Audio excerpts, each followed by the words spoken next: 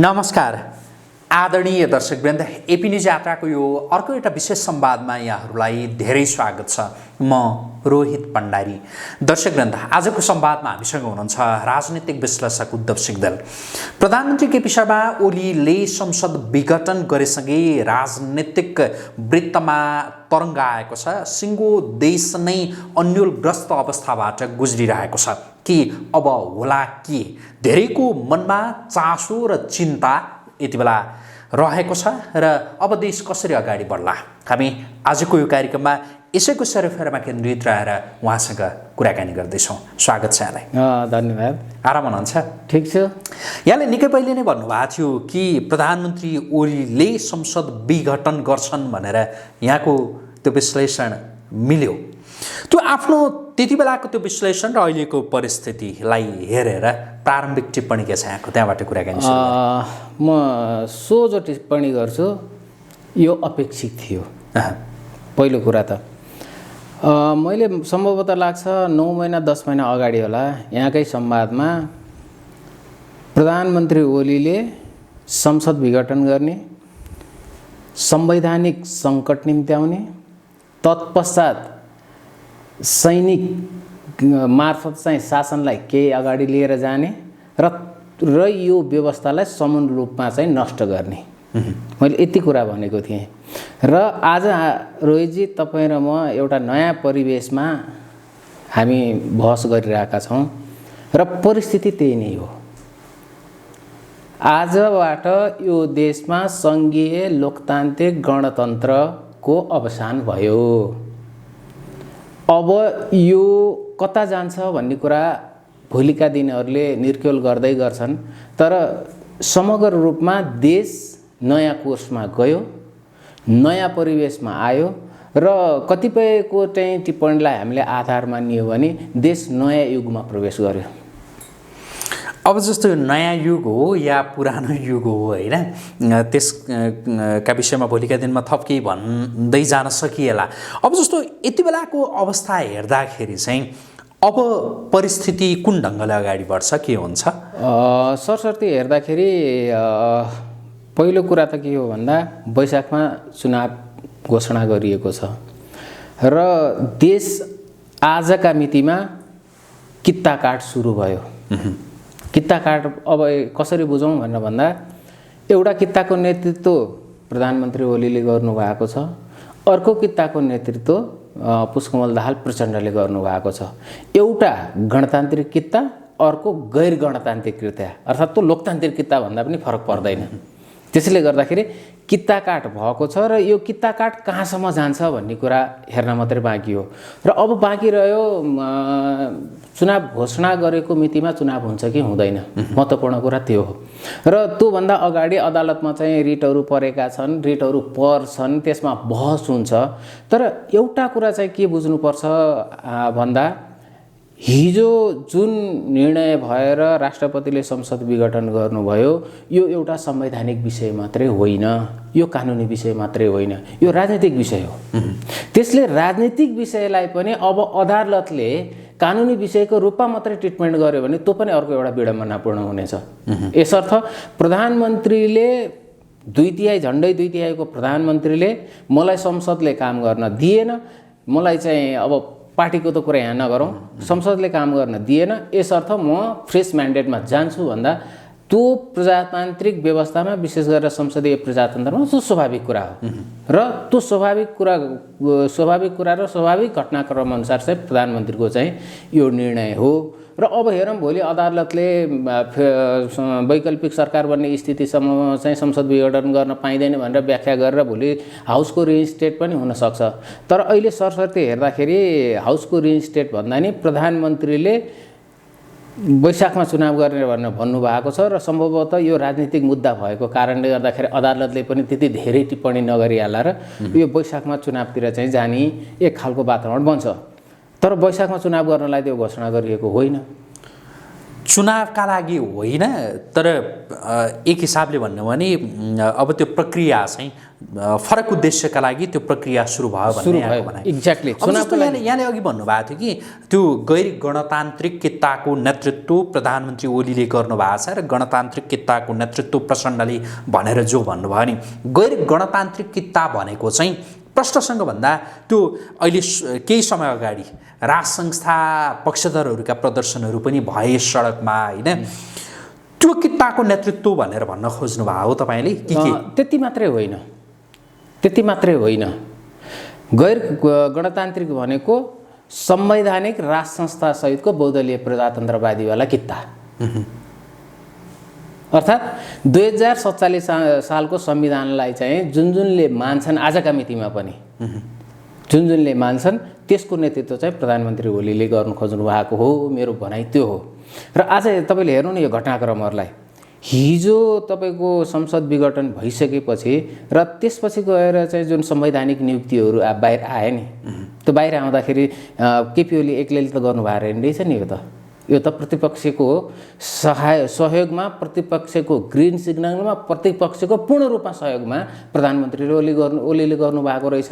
यसर्थ आजको मितिमा प्रतिपक्षी दल नेपाली काङ्ग्रेस प्रधानमन्त्री ओलीको साथमा छ। त्यो भएकोले अब कित्ता काट गर्दै गर्दाखेरि प्रतिपक्ष नेपाली काङ्ग्रेसको अहिलेको जुन संस्थापन हो त्यो संस्थापन र केपी ओली एक ठाउँमा हुनुहुन्छ। यो संवैधानिक राज संस्थासहितको बहुदलीय प्रजातन्त्रवाला कित्ता भयो। यतापट्टि पुष्पकमल दाहाल प्रचण्डले नेतृत्व गर्नुभएकोमा उहाँ हुनुभयो, उहाँ लगायतका अरू नेताहरू पनि त्यहाँ जोडिएको हुनुहुन्छ। त्यसपछि गएर अब कम्युनिस्ट पार्टी त फुट्छ नै, यो त कुनै दुविधै रहेन। अब ढिलो चाँडो चाहिँ 5-7 दिनमा होला 10 गते केन्द्रीय समितिको मिटिङ भनिरहेको छ के अरे, त्यो फुट्दै गर्दाखेरिमा चाहिँ 2वटा धार त्यहाँनिर प्रष्ट हुन्छ र त्यही 2वटा धारमा बाँकी पार्टीको धारहरू पनि त्यहाँनिर चाहिँ कित्ता काट हुने हो। जस्तो कम्युनिस्ट पार्टी फुट्दै गर्दा काङ्ग्रेस पनि सग्लो रहन्न, काङ्ग्रेस पनि फुट्छ। काङ्ग्रेसका गणतान्त्रिक कित्तावालाहरू, गणतान्त्रिकवालाहरू पुष्पकमलको चाहिँ छेउछाउतिर जाने हो। त्यसपछि संवैधानिक राज संस्थासहितको कित्ता प्रधानमन्त्री ओलीको कित्तामा जाने हो। त्यसले गर्दाखेरि कित्ता काट त्यहाँनिर मधेसबारी त एक हिसाबले फुटिसकेको पनि छ। त्यहाँनिर पनि उपेन्द्र यादव, बाबुराम भट्टराईहरू यिनीहरू एउटा कित्ताका भयो भने महन्त ठाकुर लगायत चाहिँ केही अर्को कित्ताको त्यहाँनिर छन् र समूल रूपमा पार्टीहरू अब कित्ता काट हुँदैछन्। उनीहरू अब आफ्नो आफ्नो चाहिँ जुन दार्शनिक लाइन हो त्यो लाइन अनुसार उनीहरू अगाडि बढ्ने प्रयत्न। अब यस्तो जित हारको कुरा गर्दाखेरि नि त्यो गणतान्त्रिक कित्ताको जित हुने देखिन्छ या गैर गणतान्त्रिक कित्ता जो तपाईँले भन्नुभयो संवैधानिक राज संस्था पक्षधरहरूको जो कित्ता प्रधानमन्त्री ओलीले अब नेतृत्व गर्नुभयो भनेर तपाईँले भन्नुभयो, यो सम्भावना यो देशको नागरिकले निर्णय गर्न पाउने हो भने संवैधानिक राज संस्थासहितको बहुदलीय प्रजातन्त्रवादी कित्ता आज पनि त्यसको जनमत अत्याधिक धेरै छ। किनभने यो गणतन्त्र त श्याम शरणले ल्याइदिएको गणतन्त्र हो, नेपाली जनताले ल्याएको गणतन्त्र होइन। ठुलो सङ्घर्षले बलिदानीले आएको भनेर दुनियाँ भाषाहरू प्रयोग गरिएला, तर श्याम शरणले मैले ल्याइदिएको गणतन्त्र भनिरहेको छ। त्यसले गर्दाखेरि यो गणतन्त्रको बारेमा नेपाली जनतालाई सामेल गराइएको होइन। नेपाली जनतालाई बाहिर राखेर केही नेताहरू बसेर चाहिँ यो गणतन्त्रको निर्णय गरिएको हो। त्यसले गर्दाखेरि यो नेपाली जनताले चाहिँ यसलाई पूर्ण रूपमा स्वामित्व लिन सकिरहेको थिएन र आज प्रधानमन्त्रीले चाहिँ त्यो कदम चाल्दै गर्दाखेरिमा तपाईँ सडक हेर्नु न, हिजो बरु राज संस्थावादीहरूको जति भिडभाड सडकमा थियो आज आन्दोलन गर्नेहरूको त्यो भिडभाड हामी सडकमा देख्न पाउँदैनौँ। किन भन्दा आम नेपाली जनतालाई योसँग कुनै त्यति धेरै सरोकारको विषय नै छैन र जनमतका दृष्टिले राज संस्थासहितको बहुदलीय प्रजातन्त्रको कित्ता आज पनि बलियो छ र जनमत त्योसँग छ। अर्को भनेको चाहिँ त विशेष गरेर चाहिँ विदेशीहरूले बनाइदिएको हो। त्यो विदेशीहरूले बनाइदिएको कित्ता कति दिन चाहिँ रहन्छ, कति दिन रहँदैन। अब तपाईँलाई अहिले जुन अहिले प्रधानमन्त्री ओलीलाई संवैधानिक राज संस्थाको कित्ताको त्यसको नेतृत्व गर्ने नेताका रूपमा चित्रित गरिरहँदा प्रधानमन्त्री ओलीले आफूलाई त्यो धारमा सिधा उभ्याउनका लागि त कठिन होला नि। सिधा के गर्नु होला अबको कदम के होला उहाँको? जस्तो एकछिनलाई मानौँ वैशाख 17 र 27 चुनाव घोषणा गरिएको छ। चुनाव भएन भने के हुन्छ? चुनाव भएन भने यो संविधान त रहेन नि त। त्यसपछि जाने बाटोहरू के हुन्छ? जहाँ शक्ति छ त्यो शक्तिले नै यो देशलाई अगाडि ड्राइभ गर्दै लिएर जाने हो। त्यस तत्पश्चातका घटनाक्रमहरू मात्रै हुन्। अहिले वैशाखसम्म चाहिँ केही पनि हुँदैन, किनभने उहाँले चुनावको घोषणा तय गर्नुभएको छ। निर्धारित मितिमा चुनाव हुन सकेन भने तत्पश्चात देश कता जान्छ भन्ने कुरा त्यसले निर्णय गर्ने कुरा हो। र परिस्थिति यस्तो भइसक्यो कि 2/3 सरकारले समेत तपाईँको यो गणतन्त्रलाई संस्थागत गरेर अगाडि लिएर जान सकेन। त्यो त नचलेको प्रष्ट भयो, प्रमाणित भयो। भनेपछि यसको विकल्प के हो? अहिले तत्काल देखिएको विकल्प त्यो हो। त्योभन्दा फरक विकल्पहरू आउन सक्लान्, त्यतातिर अहिले नजाउँ। तर तत्काल देखिएको विकल्प सडकमा आम नागरिकहरू निस्किएको कारणले गर्दाखेरि चाहिँ त्यो सबैभन्दा भरपर्दो विकल्प हो कि भनेर त्यो विकल्पको बारेमा चाहिँ हामीले छलफल गरे हो। प्रधानमन्त्री ओलीले मैले यहाँसँग फेरि पनि दोहोऱ्याएर सोधेँ कि त्यो कितामा आफूलाई प्रष्टसँग अहिले उभ्याउन त सक्नुहुन्न, ताकि म अब संवैधानिक राज संस्थाको एजेन्डासहित अगाडि आएँ भनेर त उहाँले भन्ने कुरा त नहोला। कसरी आफूलाई त्यो एउटा तहमा उहाँले पुर्याउनुहुन्छ भन्नुहोस् त। होइन, त्यो परिस्थितिले उहाँलाई त्यतातिर पुर्याउने हो। परिस्थितिले उहाँलाई त्यतातिर चुनावको घोषणा गरिएको छ, चुनाव हुँदैन। चुनाव नभएपछि के होला? नभएपछि चुनाव नभइसकेपछि उहाँले फेरि अर्को चुनावको समय घोषणा गर्नुहुन्छ। घोषणा गर्दै जाँदाखेरि यहाँनिर केही खालको अराजकताहरू पनि आउन सक्छ। त्यो अराजकतालाई रोक्नको लागि चाहिँ हामीसँग भएको जुन सङ्गठित शक्ति छ त्यो सङ्गठित शक्तिको पनि प्रयोग हुन्छ। र त्यो प्रयोग हुँदै जाँदा भोलि परिस्थिति कस्तो आउन सक्छ भनेर भन्दाखेरि त्यो सङ्गठित शक्तिले मार्फत नै भोलि राज संस्थालाई चाहिँ उसले बोक दिएको अवस्थामा त्यो प्रक्रिया त्यतातिर जान्छ। त्यसले गर्दाखेरि अब जाने भनेको चाहिँ अब हुने भनेको के हो भन्दाखेरि यो एनार्किजम नै हो। यो भनेको अराजकतातिरै जाने हो। र त्यो अराजकतामा पुगिसकेपछि चाहिँ त्यो शक्ति अगाडि आउँदै गर्दाखेरि उसलाई पनि गार्जियन चाहिन्छ र त्यो गार्जियनको रूपमा उसले बोक्ने भनेको त्यो नै हो। किन भन्दाखेरि राजालाई हामीले एउटा पारदर्शी ढङ्गबाट हामीले चाहिँ राज संस्थाको अन्त्य गरेको होइन, अपारदर्शी ढङ्गबाट हामीले अन्त्य गरेको हो। किनभने पुनर्स्थापित प्रतिनिधि सभाले राजाको अधिकार मात्रै कटौती गरेको थियो, तर हठात त्यसको 6-8 महिनामा राजालाई चाहिँ संविधान सभाको पहिलो बैठकले चाहिँ हटाउने भनेर पहिले दलहरूले निर्णय गरिदिने। त्यसले गर्दाखेरि त्यहाँनिर चाहिँ के हो भन्दाखेरि पारदर्शी ढङ्गबाट नभएको, नेपाली जनतालाई सामेल नगरेको कारणले गर्दाखेरि आज पनि कहीँ न कतै नेपाली जनतामा चाहिँ त्यो कुण्ठा छ। राज संस्थालाई हामीले फाल्न पाएको भए हुन्थ्यो भन्ने कुण्ठा छ, तर त्यो फाल्ने मौकै दिइएन। भनेपछि नेपाली जनताले राज संस्था चाहन्छन् भने त्यो राज संस्था आउन सक्छ। यो त भयो हाम्रो आन्तरिक मामला। तर नेपालको राजनीतिमा आन्तरिक मामलाले मात्रै काम गरिरहेको हुँदैन। नेपालको राजनीतिमा वैदेशिक मामला अथवा विदेशीहरूको भूमिका पनि निकै मुखर रूपमा हामीले देखेका छौँ, जसको कारणले गर्दाखेरि यो जब एनार्किजम हुन्छ त्यो अवस्थामा विदेशीहरू यहाँनिर छिर्छन्। र अहिले जति पनि घटनाक्रमहरू घटिरहेका छन् नि, सामन्त गोयलको नेपाल भ्रमण पश्चात नै यी घटनाक्रमहरू अगाडि बढेका छन्। त्योभन्दा अगाडि थिएन हेर्नुहोस्। र हामीले यो अपेक्षित परिणाम भन्दै गर्दाखेरिमा हिजो प्रधानमन्त्री ओलीले चाहिँ आज जुन खालको घटनाक्रमहरू गर्नुभएको छ, आजभन्दा 60 महिना 1 वर्ष अगाडि उहाँले गर्नुहुन्थ्यो भने त्यो सायद हामी भित्रबाट गरिएको चाहिँ हुन सक्थ्यो होला। त्यही भएर यो घटना हुँदै गर्दाखेरिमा कहीँ न कतै विदेशीहरूको चाहिँ भूमिका यहाँनिर देखिन्छ। त्यसले गर्दा नेपालको राजनीतिमा अब कुन कुन शक्ति चाहिँ अगाडि आउँछन् त्यो हेर्न बाँकी मात्रै हो। हिजोसम्म के देखिन्थ्यो भन्दाखेरि 62-63 को जनआन्दोलन पश्चात विशेष गरेर यो संविधान निर्माण भएर यहाँसम्म आइसक्दा पश्चिमाहरूको एकतर्फा पकड हो। केही इन्डियनहरूलाई सहायता लिएर पश्चिमाहरूको एकतर्फा पकड हो। र नेपालको राजनीतिमा विगत 1-1.5 वर्षदेखि पश्चिमाहरूको पकड लुज हुँदै गइरहेको छ। त्यसलाई चीनले बढी नै रिप्लेस गरेको देखिन्छ। त्यसले गर्दाखेरि चीन, भारत, पश्चिमा यो तीनवटाको चाहिँ जुन अब प्लेग्राउन्ड हुन खोजिरहेको छ, यहाँनिर चाहिँ कसको भूमिका कस्तो हुन्छ भन्ने कुरा खुलिसकेको छैन। तर सरसर्ती हेर्दाखेरि नेपालको मामलामा दुईवटा इमिडिएट छिमेकीको आफ्नो इन्टरनल सेक्युरिटीको कारणले गर्दाखेरि नेपालको मामलामा उनीहरू बिचमा कुनै न कुनै खालको नेगोसिएट भएर एक खालको चाहिँ नेपाल नीति चाहिँ उनीहरूको बन्छ। र त्यो नेपाल नीति बन्दै गर्दाखेरिमा सबैभन्दा भरपर्दो विकल्प भनेको संवैधानिक राष्ट्र संसदको बहुदलीय प्रजातन्त्र नै हो। र यसका लागि हामी टाढा जानु पर्दैन। आज भारतमा पनि निकै ठुलो बहस भइरहेको छ। त्यहाँका विश्लेषकहरू बुद्धिजीवीहरूले के भनिरहेछन् भन्दा हामी नेपालको सन्दर्भमा 2 पिलर पोलिसीबाट 1 पिलर पोलिसीमा जाँदै गर्दाखेरि चाहिँ नेपाल भारतबाट फुत्किएर चीनको काखमा गयो भनेर उनीहरूले विश्लेषण गरिरहेका छन् र यसलाई रिभिजिट गर्नुपर्छ भन्ने खालको त्यहाँ आवाज उठिरहेको थियो। सायद त्यो रिभिजिट गर्ने चाहिँ प्रक्रियाको सुरुवात यहाँ भएको हो कि एउटा पक्ष यो भयो र चीनका सन्दर्भमा चाहिँ चीनले जहिले पनि नेपालको राज संस्थालाई चाहिँ आफ्नो सबैभन्दा भरपर्दो पार्टनरको रूपमा उसले लिइरहेको हो र आज पनि चिनियाहरूसँग यहाँले डायलग गर्नुभयो भने चिनियाहरूले चाहिँ प्रष्ट रूपमा मुखर रूपमा भन्छन् हाम्रो सबैभन्दा विश्वासिलो भरपर्दो पार्टनर भनेको राज संस्था नै हो भनेर भन्छ। भनेपछि राज संस्थाको बारेमा चीन र भारत एक ठाउँमा आउँदै गर्दाखेरिमा त्यो बेला पश्चिमाहरूले पनि केही गर्न सक्दैन। त्यसले गर्दाखेरि त्यो खालको पृष्ठभूमि यहाँनिर निर्माण हुन गइरहेको छ र त्यो पृष्ठभूमि बमोजिम नै यी खालका घटनाक्रमहरू अगाडि बढिरहेका छन् र हुने जाने त्यही नै हो।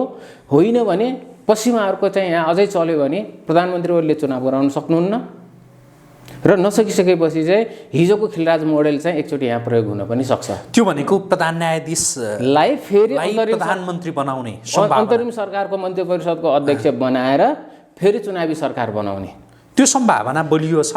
पश्चिमाहरूको चल्यो भने चाहिँ त्यो सम्भावना रहन्छ।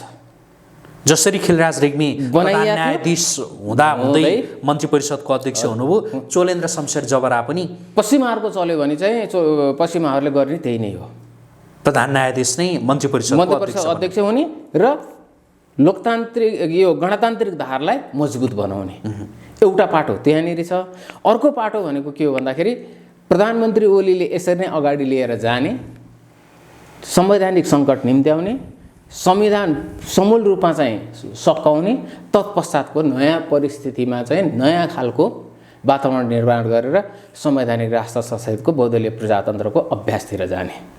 त्यसैले गर्दाखेरि यो दुईवटा अप्सन्स आज खुला छन्। यो दुईवटा अप्सन्समा कुन अप्सन्समा अब काम हुन्छ त्यो हेर्न मात्रै बाँकी हो। त्यसले गर्दाखेरि अबको केही समय निकै नै ठुलो चाहिँ अराजकतातिर पनि चाहिँ हामी जान सक्ने हुन्छ। भोलि सङ्कटकालका स्थितिहरू पनि आउन सक्छन्। त्यसले गर्दाखेरि चाहिँ स्थिति सहज छैन। देश अहिले प्रधानमन्त्री ओलीले जुन स्टेप चाल्नुभयो यो परिस्थितिजन्य एउटा बाध्यात्मक अवस्था थियो हो या प्रधानमन्त्री ओली जब त्यो कुर्सीमा पुग्नुभयो, कुर्सीमा पुगेदेखि नै या त्यो पुग्नुभन्दा अगाडिदेखिकै योजना थियो के हो? होइन, उहाँको प्रधानमन्त्री ओलीको सबै रणनीति अन्तर्गत भएका कामहरू हुन् यी भनेका।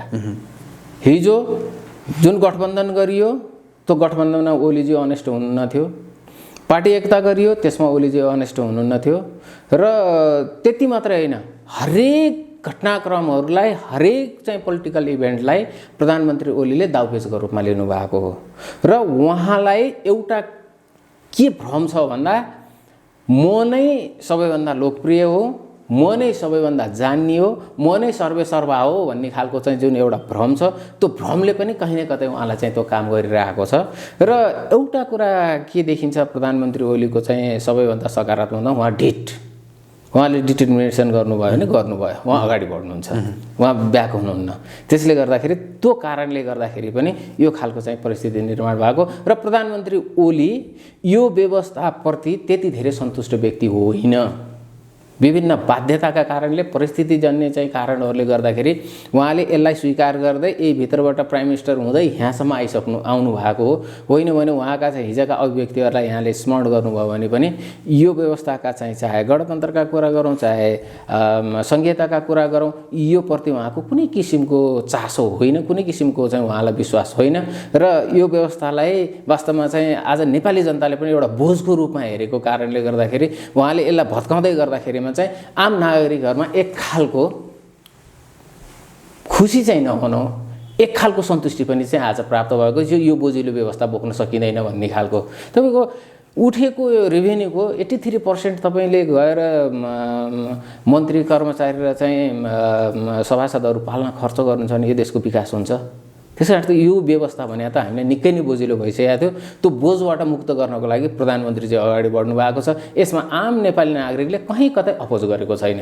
दुई चारजना चाहिँ पार्टीका कार्यकर्ताहरू सडकमा उफ्रिया होला नि, त अलग कुरा हो। होइन प्रधानमन्त्रीलाई चाहिँ त्यस्तो ब्लेम लगाउने त्यो छैन। हो ब्लेम कसले लगाएको छ भन्दाखेरि केही कानुनविदहरू लगाएर होला नि, केही चाहिँ राजनीतिक दलका कार्यकर्ताहरू भनेको जनतामा चाहिँ यो व्यवस्था नै अब जान्छ र जाओस् भन्ने जनताको मनमा भएको, प्रधानमन्त्रीले जुन कदम चाल्नुभयो अब जाने बाटोतिर लाग्यो भनेर चाहिँ जनतामा त्यो खुसी छ भन्ने तपाईँको विश्लेषण बुझाइ?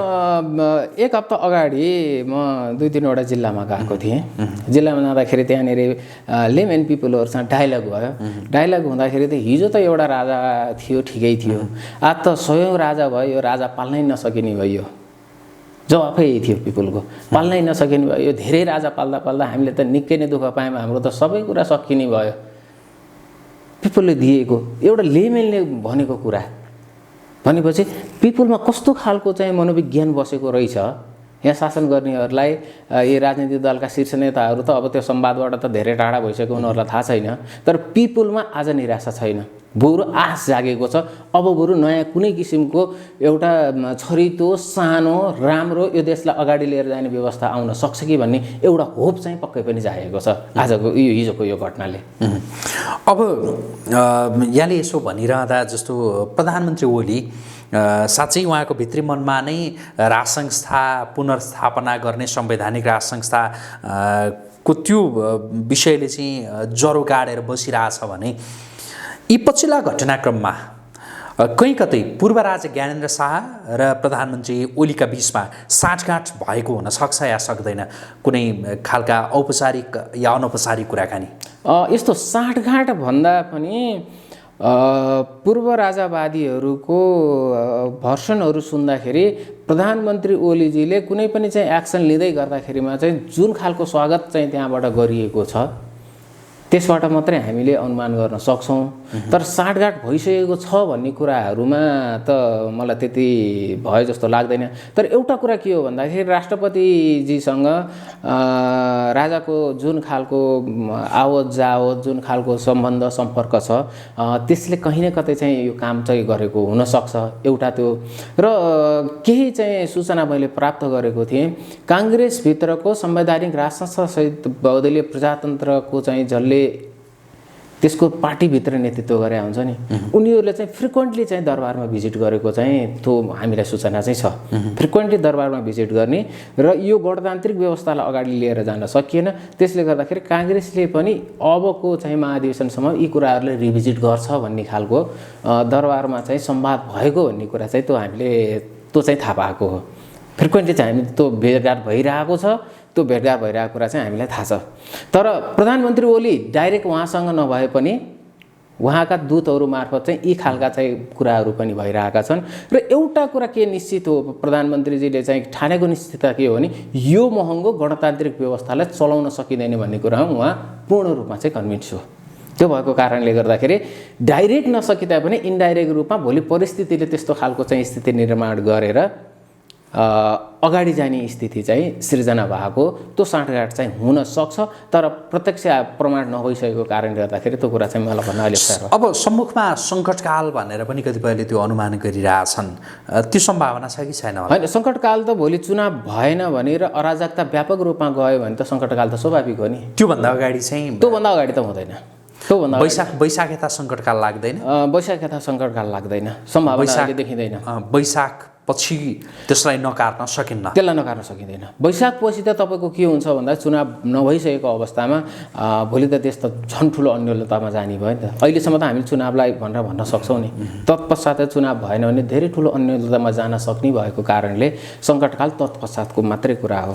कतिपयले केही समय अगाडिदेखि गरिरहेको विश्लेषण राष्ट्रपति शासन भनेर पनि कतिपयले भनिरहेको थिए, राष्ट्रपतिले नै अब नियन्त्रणमा लिने सबै, त्यस्तो सम्भावना छ कि छैन? अब होइन, राष्ट्रपतिसँग त्यो संवैधानिक अधिकार पनि छैन। र दोस्रो भनौँ न राष्ट्रपतिले नै त्यो गैर संवैधानिक कदम नै चाल्ने त्यो मलाई लाग्छ त्यो सेना मान्दैन त्यस्तोमा। सेनाले पनि वैधानिकता नै खोज्छ र सेनाले पनि वैधानिक ढङ्गबाट नै अगाडि बढ्न ऊ चाहन्छ। उसले जेसुकै भए पनि संविधानले व्यवस्था गरेको जुन परिकल्पना छ त्यो व्यवस्था अनुसार नै सेना चल्ने हो। त्यो भएर राष्ट्रपतिले चाहँदैमा चाहिँ त्यो कुराहरू हुन सक्दैनन्। अहिलेलाई त तपाईँको कति सजिलो छ भन्दाखेरि वैधानिक रूपमा दुईवटा पात्र मात्रै आजको राजनीतिक पात्र दुईवटा मात्रै देखिएको छ, अरू त बाँकी सबै सकियो नि त हिजोबाट। राष्ट्रपति र प्रधानमन्त्री हुनुहुन्छ। आज शक्ति जति उहाँ दुईजनामा मात्रै निहित भएको छ। त्यसमा पनि प्रधानमन्त्रीमा मात्रै शक्ति निहित भएको छ। राष्ट्रपति त सेरेमोनियल नै हो, प्रधानमन्त्रीले सिफारिस गरेको कुराहरू मात्रै उहाँले कार्यान्वयन गर्ने हो। जब प्रधानमन्त्रीको लेजिटिमेसी चाहिँ सकिन्छ त्यो अवस्थामा राष्ट्रपतिको सम्भावना रहने हो। तर सेनाले एक हिसाबले संवैधानिक रूपमै अब नदेखिएको चाहिँ राष्ट्रपतिलाई, नचिनेको राष्ट्रपतिलाई सेनाले कसरी बोकेर हिँड्न सक्ला? त्यसले गर्दा उसले सेनाले राष्ट्रपति बोक्नु र राजा बोक्नुमा त्यति धेरै भिन्नता रहँदैन। र पब्लिक सेन्टिमेन्ट कसरी आउँछ? पब्लिक सेन्टिमेन्ट पनि कुरा हो। किनभने अहिले तत्काल चाहिँ अहिले जुन विपक्षी छ नि, संसद विघटनको विपक्षमा जो छन् नि, उनले आन्दोलन उठाएर उठ्ने अवस्था पनि छैन। अब संसद विघटन भयो होइन, तर यता नेकपाका केही नेताहरूको कुरा सुन्यो भनेदेखि संसद विघटन भएको छैन, प्रधानमन्त्रीलाई त्यो अधिकार नै छैन, राष्ट्रपतिलाई त्यो अधिकार नै छैन। त्यो गैर संवैधानिक काम जो राष्ट्रपति प्रधानमन्त्रीले गरे त्यो बाटोमा हिँड्दा हिँड्दै कोही कसैले ल यो संसद विघटन भयो भन्दैमा हुन्छ र भनेर नेकपाकै वरिष्ठ नेता माधव कुमार नेपालले भन्नुभएको छ, प्रचण्डले भन्नुभएको छ, अरू नेताहरूको पनि त्यस्तै कुरा आइरहेछ। यो चाहिँ के होला, के हो यो? यसमा के हो भने उहाँहरूले कानुनी पाटो मात्रै हेर्नु भएको छ। कानुनले पाटो मात्रै होइन यो। मैले सुरुमा पनि यहाँलाई निवेदन गरेँ, यो राजनीतिक मुद्दा हो। कानुन भन्दा पनि यो राजनीतिक मुद्दा हो। राजनीतिक मुद्दालाई चाहिँ राजनीतिक रूपमा नै छिनोफानो गर्नुपर्ने हुन्छ। प्रधानमन्त्रीले संसदको चुनावको लागि संसद विघटन गर्नुभएको छ, चुनावको मिति पनि घोषणा भइसकेको छ भने अब बाँकी चाहिँ राजनीतिक कर्मीहरूले गर्ने के हो त भन्दाखेरि यो चुनावलाई कसरी निष्पक्ष बनाउने, यो चुनावलाई कसरी सफल बनाउने र त्यो चुनावमा सहभागी भएर प्रधानमन्त्री ओलीलाई जनता मार्फत नै फाल्नेतिर जाने पो हो त। त्यसले गर्दाखेरि उहाँहरू राजनीतिक भन्दा पनि कानुनी संवैधानिक पाटो समात्न खोजिरहनु भएको छ, जुन राजनीतिक कर्मीहरूले गर्ने बाटो होइन। राजनीतिक कर्मीहरूले राजनीतिक रूपमै चाहिँ फेस गर्नुपर्छ, राजनीतिक रूपमै नै लड्नुपर्छ। अझ त्यस्तो लाग्छ भने पिपुललाई कन्भिन्स गर्नुहोस् न, पिपुललाई उठाउनुहोस् न। यो संवैधानिक कदम होइन प्रधानमन्त्री ओलीले चाहिँ हठात यो कामहरू गरेको भनेर पिपुललाई कन्भिन्स गर्ने हो उहाँहरूले। अब कुनै वकिललाई कन्भिन्स गर्ने, न्यायालयलाई कन्भिन्स गर्ने होइन। त्यसमा यो राजनीतिक मुद्दा हो। राजनीतिक मुद्दालाई राजनीतिक रूपमा नै छिनोफानो गर्नुपर्छ। सभामुखले संसदको त्यो बैठक बसाल्दिन पनि सक्नुहुन्छ भनेर पनि कतिपयले तर्क गरिरहेछन्। त्यस्तो सम्भावना त्यो त सडकमा बैठक बसाल्न त सकिन्छ नि। किनभने हिजो चित्रलेखा यादवले पनि सडकमा बैठक बसाल्नु भएको थियो। सडकमा बसाल्न पाइन्छ। होइन भने संसद भनेको साउनदेखि चाहिँ स्थगित भएको संसद हो, संसद खुलेको छैन। त्यसले गर्दाखेरि स्थगित भएको संसदलाई प्रधानमन्त्रीले चाहिँ सकाइदिनु भयो, केही गरी यो संसद जारी नै थियो। जारी भएकै बेलामा नै प्रधानमन्त्रीले यस्तो सिफारिस गर्नुभएको भए यसको संवैधानिक पाटो आफ्नो होला होइन, के हुन सक्थ्यो होला? होइन, संसद जारी रहेको बेलामा उहाँले विघटन गरेको भए त्यहाँनिर चाहिँ वैकल्पिक सरकारको चाहिँ ठाउँ रहन्थ्यो, वैकल्पिक सरकारको ठाउँ रहन्थ्यो। तर आज वैकल्पिक सरकारको ठाउँ पनि छैन। किनभने 2/3 झन्डै नेतृत्व गरेको प्रधानमन्त्री नै हो। उहाँ संसदीय दलमा अविश्वास प्रस्ताव आएको पनि होइन। त्यसकारण चाहिँ प्रधानमन्त्री आज पनि बहुमतको प्रधानमन्त्री हो र उहाँलाई कतैबाट पनि कुनै किसिमको अप्ठ्यारो चाहिँ थिएन, जसको कारणले गर्दाखेरि उहाँलाई लाग्यो मलाई संसदले चाहिँ काम गर्न दिएन, संसद विघटन गर्नुभयो। चलिरहेको अवस्था हुन्थ्यो नि, त्यहाँनिर चाहिँ संवैधानिक रूपमा धेरै उजुरी बाजुरी हुनसक्छ, त्यति बेला चाहिँ लाग्न सक्छ।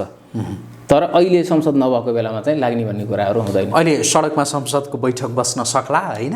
बस्न सक्छ। सडक केही दिन देश मुठभेडमा जान सक्ला। अराजकता त आउँछ। कस्तो खालको अराजकता आउँछ? अराजकता चाहिँ आउँछ। अहिले यसै भनेर भनि नहालौँ होइन, तर अराजकता आउँछ। यहाँले देखेको, सम्मुखमा देखेको ती अराजकताका दृश्यहरू चाहिँ के कस्ता छन्? अराजकताका दृश्यहरू प्रधानमन्त्रीजीको सोच बडो खतरनाक छ। के देखिन्छ भन्दा जुन संवैधानिक चाहिँ आयोगहरूमा उहाँले सिफारिस गर्नुभएको छ र सम्भवतः लाग्छ हप्ता 10 दिनमा उहाँले एउटा अध्यादेश लिएर आएर उहाँहरूलाई सबैलाई पदबहाली गराउनुहुन्छ। शपथ खुवाएर राष्ट्रपतिको समक्ष प्रधान न्यायाधीश कसले शपथ खुवाएर चाहिँ उहाँलाई पदबहाली गराउनुहुन्छ र पदबहाली गराएर चाहिँ कुन कुन नेतालाई कहाँ कहाँ तह लाउने भन्ने प्रक्रियाको सुरुवात पनि उहाँले गर्न सक्नुहुन्छ। र त्यो सुरुवात गर्नुभयो भने तत्पश्चात अर्को चाहिँ जुन पक्ष हो त्यो पक्ष आगो भएर सडकमा पनि आउने उनीहरूका कार्यकर्ता र ती संवैधानिक चाहिँ संस्थाहरूमाथि चाहिँ ढुङ्गामुढा हुने र एक खालको अराजकता त्यहाँबाट सुरु हुन सक्छ। तत्काल चाहिँ सुरु हुने चाहिँ अराजकता भनेको त्यो र प्रधानमन्त्रीको चाहिँ सोच पनि त्यहीँनिर छ र उहाँको अभिव्यक्तिलाई हेर्दाखेरि मैले छोड्दिनँ, यिनीहरूलाई यसै छोड्दिनँ। जस्तो प्रधानमन्त्री ओलीले विभिन्न संवैधानिक अब संविधान अख्तियारमा जसलाई त्यहाँ नियुक्त गर्नुभयो होइन, संवैधानिक परिषदले जसलाई नियुक्त गर्यो अध्यादेश ल्याएर, अब अख्तियार मार्फत प्रधानमन्त्री ओलीले आफूलाई असहयोग गरेका नेताहरूलाई अब छानी भित्र पठाउने सम्भावना छ र मुठभेड निम्ति नै त्यहाँबाट हो। त्योभन्दा अगाडिसम्म मुठभेड दिँदैन। यहाँले देखेको जस्तो त्यसो गर्दाखेरि प्रधानमन्त्रीको लोकप्रियता बढ्न सक्छ होइन, ताकि जनस्तरमा त फलानु यो केसमा कतिपय 1-2 जना आफू निकटका भनेर चिनिएका मान्छेलाई पनि अख्तियारको डन्डा बर्साइदिने, त्यो भएपछि उहाँको लोकप्रियता बढ्न सक्छ। त्यो देख्नु भएको छ भन्ने हो तपाईको? 40-50 जना मात्रै उहाँले लगेर त्यस्तो गर्दिनु होइन को उहाँको लोकप्रियता धेरै माथि पुग्छ। तर उहाँको चाहिँ जुन घेरामा छ नि तिनलाई पनि सँगसँगै लग्न पर्यो। त्यो सम्भावना देख्नुहुन्छ कि देख्नुहुन्न? जस्तो प्रधानमन्त्री ओलीका वरिपरि रहेका केही जो विवादमा छन्, एक्ज्याक्टली जसलाई भ्रष्टाचारको आरोप जनस्तरबाट लागेको छ, उनीहरूलाई पनि अख्तियार लगाएर र आफूलाई मन नपरेका जतिलाई पनि अख्तियार लगाएर भित्र पठाइदिने भनौँ न सम्भावना प्रधानमन्त्री ओली। त्यो सम्भावना थियो, तर त्यो सम्भावना चाहिँ अलिकति कमजोर कति बेला भयो भन्दा प्रतिपक्षी दलको नेतालाई साथमा लिएर जुन संवैधानिक अङ्गहरूमा नियुक्ति गर्नुभयो नि उहाँ त्यहीँनिर फसिसक्नु भयो। किनभने सबैलाई हाल्दै गर्दाखेरिमा चाहिँ प्रतिपक्षी दलको नेता छुट्नु भयो भने चाहिँ त फेरि उहाँले जति नै गरे पनि त वाहवाही कमाउन सक्नुहुन्न। त्यसले गर्दाखेरि समस्या उहाँनिर त्यहाँनिर परिसक्नु भएको छ। किनभने प्रतिपक्षी दलको नेताको पनि यति धेरै चाहिँ त्यो विवादित कुराहरू आएका छन् नि, त्यो कारणले गर्दाखेरि चाहिँ प्रधानमन्त्री ओली यहाँनिर र अब प्रधानमन्त्री ओलीले चाहिँ गर्न खोज्नु भएको त्यो एउटा मनसाय त उहाँको त्यो हो होइन। साह्रै नै अति भयो भने चाहिँ त भोलि कोकरलाई चाहिँ हाल्ने हो त्यो, र कहीँ न कतै चाहिँ यो क्यान्टोनमेन्टको कुराहरूलाई चाहिँ छानबिनको दायरामा अब लिएर आउनुपर्छ भन्ने खालको चाहिँ कता चाहिँ त्यो आवाजहरू आएको छ यो सिफारिस गरिएका अख्तियारका सदस्यबाट। भनेपछि त्यसले पनि कहीँ कतै चाहिँ इन्डिकेसन गरिरहेको छ, त्यो मनसाय त देखिन्छ। तर प्रतिपक्षीको अहिले सहयोग लिएर गरेको कारणले गर्दाखेरि उहाँले जति नै त्यो गरे तापनि त्यति धेरै त्यसको असर पर्ला जस्तो चाहिँ देखिँदैन र अति भयो भने चाहिँ उहाँले त्यो पनि गर्न सक्ने एउटा अवस्था चाहिँ देखिन्छ। तर त्योभन्दा पनि महत्त्वपूर्ण कुरा के हो भन्दाखेरि अब प्रधानमन्त्री इतरकाले गणतान्त्रिक धारकाले यो मुभमेन्टलाई कसरी उठाउँछन् त्यो चाहिँ महत्त्वपूर्ण हो। जस्तो तपाईँले काङ्ग्रेसभित्र हेर्नुभयो भने किशन सिटौलादेखि लिएर रामचन्द्र पौडेल, विमल निधि लगायतका यो गणतान्त्रिक किता, गगन थापा लगायतका गणतान्त्रिक किता यिनीहरूले त्यसलाई कसरी चाहिँ उठाउँछन्, त्यस्तै बाबुराम भट्टराई लगायत उपेन्द्र यादवहरूले त्यसलाई कसरी उठाउँछन्, यी सबै कुराहरू हेर्न बाँकी नै छ। र पिपुललाई जोडेर चाहिँ त्यो किता अलि अगाडि आउँदैखेरिमा मुठभेड हुने हो, होइन भने चाहिँ आज प्रधानमन्त्री एब्सोल्युट रूपमा एक्लै जितिरहनु भएको छ, मुठभेडको स्थिति पनि छैन र तत्काललाई मुठभेड हुने अवस्थाहरू पनि छैन। अब केही समय चाहिँ अदालतमा मुद्दा पर्छन्, बहस हुन्छ, कानुनी कुराहरू चल्छन्, तर राजनीतिक रूपमै त्यसलाई चाहिँ प्रतिवाद गर्ने हैसियत अहिलेसम्म कसैले चाहिँ गेन गरेको अवस्था चाहिँ छैन प्रधानमन्त्रीका विरुद्धमा। भनेपछि अब मुठभेडको स्थिति सृजना त हुन्छ, तर त्यति बेला हुन्छ जति बेला प्रधानमन्त्री ओलीको निर्देशनमा अख्तियारले केही व्यक्तिहरूलाई, केही नेताहरूलाई भ्रष्टाचारको मुद्दामा जाग्छ हो होइन, त्यसपछि मुठभेडको स्थिति सृजना हुन्छ र जे पनि हुनसक्छ। एक्ज्याक्टली। अब यति भन्दै गर्दा यहाँले अघि कार्यक्रमको सुरुदेखि नै प्रधानमन्त्री ओली त्यो संवैधानिक राष्ट्र संस्थाको कित्तामा रहेको व्यक्ति भनेर यहाँले भनिरहनु भएको छ। तपाईँको बुझाइमा अब प्रधानमन्त्री ओलीले त्यो संवैधानिक राष्ट्र संस्थाको जुन विषयलाई चाहिँ एकदम बलियो बनाउँदै अगाडि बढ्नका लागि उहाँले 1, 2, 3 गरेर चाल्दै जाने स्टेपहरू चाहिँ के हुन सक्छ? पहिलो स्टेप चुनाव नगर्ने। पहिलो स्टेप चुनाव नगर्ने। त्यो भनेको आफैले घोषणा गरेको चुनाव गर्दिन त भन्नु होइन, के हुन्छ? त्यो परिस्थिति नहुने परिस्थिति सृजना गर्ने। एक्ज्याक्टली, नहुने परिस्थिति सृजना गर्ने। त्यो भइसकेपछि 17 र 27 मा चुनाव हुँदैन। नभइसकेपछि थप अन्यलता आयो। थप अन्यलता आइसकेपछि गणतन्त्र धान्न त सकेको होइन। यो राजनीतिक कसैले पनि गणतन्त्र धान्न सकेको होइन। नसकेपछि तपाईँको के हो भन्दाखेरि यो व्यवस्था समूल रूपमा नष्ट हुँदै जाँदा विकल्प के त? तत्काल नयाँ शक्ति आउने अवस्था छैन। आज सडकमा जति पनि छ छरप्रष्ट हामी नयाँ शक्ति दिन्छौँ, कुनै पनि नयाँ शक्तिले दस्तक दिने अवस्था छैन। भनेपछि त्यहाँनिर के हो भने झन् ठुलो एनार्किजमको स्थिति आउन सक्छ। त्यो अवस्थामा एनार्किजमलाई त सरकारले त रोक्नु पर्यो नि त। रोक्नु पर्दै गर्दाखेरिमा राष्ट्रपति मार्फत सर्टेन अर्डिनेन्सहरू लिएर आएर यसलाई हामी के भन्छौँ भने अध्यादेश, होइन, केही अध्यादेशहरू लिएर आएर सेना परिचालन गरेर अथवा सम्पूर्ण सुरक्षा अङ्गहरूलाई परिचालन गरेर एनार्किजमलाई केही हदसम्म रोक्ने कुराहरू हुन सक्छन्। तर त्यो पनि लामो समय जान सक्दैन। लक्ष्य विकल्प दिनु पर्यो, किनभने यतातिर फर्किने सम्भावना एकदम क्षीण भएर गएको हुन्छ। गणतान्त्रिक व्यवस्थामा फर्किने सम्भावना क्षीण भएर गएको हुन्छ। विकल्प दिँदा अहिले त्योभन्दा उत्तम र अर्को विकल्प चाहिँ देखिएको छैन र परिस्थिति र वातावरण त्यस्तो खालको बन्दै जान्छ जसको कारणले गर्दाखेरि एउटा कुरा चाहिँ अनौठो के नमानौँ भन्दा कुनै एकजना विश्लेषकले पनि भन्नुभएको थियो, यो किन भन्नुभएको भनेर चाहिँ हामीले त्यसको बारेमा धेरै थप अध्ययन अनुसन्धान पनि गऱ्यौँ। गर्दाखेरि करिब चाहिँ प्रधानमन्त्री ओली प्रधानमन्त्रीबाट हट्दै गर्दाखेरि चाहिँ सम्भवतः अहिलेको राष्ट्रपति प्रधानमन्त्रीमा चाहिँ हुने र त्यसपछि चाहिँ एउटा नयाँ कोर्सतिर अगाडि पनि जान सक्ने सम्भावना रहन्छ। अर्थात् त्यो कोर्स भनेको संवैधानिक राष्ट्र संस्था सहितको बहुदलीय प्रजातन्त्रको पहिलो प्रधानमन्त्री अब अहिलेको चाहिँ राष्ट्रपति विद्यादेवी भण्डारी हुन सक्नुहुन्छ। त्यसले गर्दा त्यो स्थितिसम्म चाहिँ जाने यो कोर्स हो। प्रधानमन्त्री राष्ट्रपति बन्नुहुन्छ भनेको अहिलेको राष्ट्रपति विद्यादेवी भण्डारी प्रधानमन्त्री बन्नुहुन्छ। हेड अफ द स्टेट है ज्ञानेन्द्र शाह पूर्व राजा बन्ने पूर्व यो सम्भावना छ। यो एउटा त्यो त्यतातिर कोरियो यो बाटो त्यो बलियो सम्भावना हो र होइन? तपाईँको आजका मितिमा र अबको 6 महिनाको पछिसम्मको हेर्दा कुन राजनीतिक दलको आज कति हैसियत भन्ने कुरा तपाईँ कसरी मापन गर्नुहुन्छ? आज त एक सिट पनि नभएको साझा विवेकशील पार्टी र 2/3 पुष्पकमल दाहाल अथवा चाहिँ प्रधानमन्त्री केपी शर्मा ओलीको हैसियत बराबर होइन? हैसियत त बराबर हो नि त। त्यसले गर्दाखेरि विद्या भण्डारी पनि लामो समय राजनीति गरेर आएको कार्यकर्ता हो। आज राष्ट्रपति हुनुहुन्छ र त्यो राष्ट्रपति एउटा गेन गरिसकेको व्यक्ति भोलि प्रधानमन्त्री यो देशलाई निकास दिन पर्यो भनेपछि प्रधानमन्त्रीमा आउँदै गर्दाखेरिमा त अस्वीकार गर्नुपर्ने स्थिति छँदै छैन नि। त्यसकारण आज हैसियत भने सबैको बराबर हो, कसैको लोगो छैन। आज हेर्नुभयो भने सबै समान हो। हिजो भएका सांसदहरू आज रोहितजी र म बराबर नै हो। त्यसले गर्दाखेरि कुनै राजनीतिक दलको आज कति जनमत भन्ने कुराले कुनै महत्त्व राख्दैन, सबै बराबर हो। अन्तिममा तपाईँले देखेको एकदमै बलियो सम्भावना चाहिँ के हो, ताकि हामीले धेरै विषयमा कुराकानी गऱ्यौँ। अन्तिम प्रश्न यहाँसँग मेरो कि तपाईँले देखेको एकदमै बलियो सम्भावना अब तत्कालै के हो र त्यो कति समयभित्र? तत्कालै चुनाव हुँदैन। चुनाव नभइसकेको चाहिँ 6-8 महिना फेरि प्रधानमन्त्रीले चुनावको अर्को मिति घोषणा गर्नुहुन्छ। त्यति बेलासम्म पनि केही अराजकताहरू केही त्यस्ता किसिमका घटनाहरू हुन सक्लान्।